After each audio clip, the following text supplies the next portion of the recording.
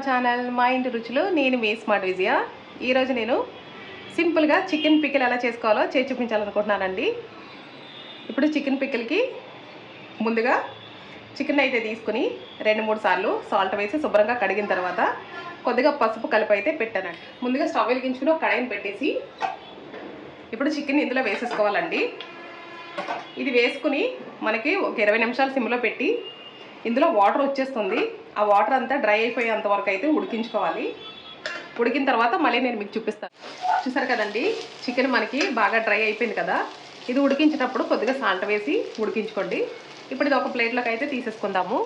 ఇప్పుడు ఇదే కడాయిలో ఆయిల్ వేసుకుని ఉడికించుకున్న చికెన్ని ఫ్రై చేసేసుకోవాలండి.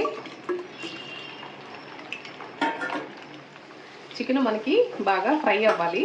ముందుగా ఎందుకు ఉడికించుకున్నానంటే అలా ఉడికించుకోవడం వల్ల చికెన్ ముక్క మరీ గట్టిగా కాకుండా మెత్తగా బాగుంటుందండి. డైరెక్ట్గా ఫ్రై చేసేసుకుంటే చాలా గట్టిగా అయిపోతాయి ముక్కలు. పచ్చడి కోసం నేను తీసుకున్న ఆయిల్ అయితే పల్లీల నూనె అయితే తీసుకున్నానండి. ఒక ప్లేట్లోకి అయితే తీసేసుకుంటాను. ఇదే ఆయిల్లో కడిగి పెట్టుకున్న కరివేపాకును కూడా వేసి ఫ్రై చేసుకుందామండి. 1 స్పూను అల్లం వెల్లుల్లి పేస్ట్. అల్లం వెల్లుల్లి పేస్ట్ వేసుకుని ఒక 2 నిమిషాలు బాగా ఫ్రై చేసుకున్న తర్వాత స్టవ్ ఆఫ్ చేసేసుకుందామండి. ఆయిల్ మనకి బాగా చల్లారిపోవాలి.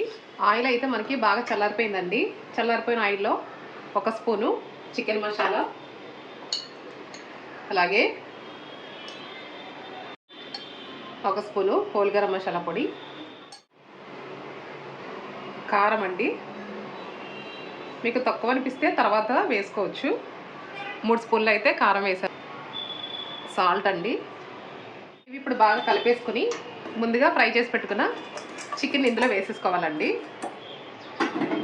వేసుకుని బాగా కలిపేసుకుందాము.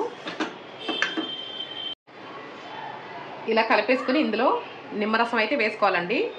అరకిలోకి 3 నిమ్మకాయలు అయితే పడతాయి. ఈ రెసిపీ నచ్చినట్లయితే మీరు కూడా తప్పకుండా ట్రై చేసి ఎలా వచ్చిందో నాకు కామెంట్ చేయండి. నచ్చితే లైక్, షేర్ అండ్ సబ్స్క్రైబ్.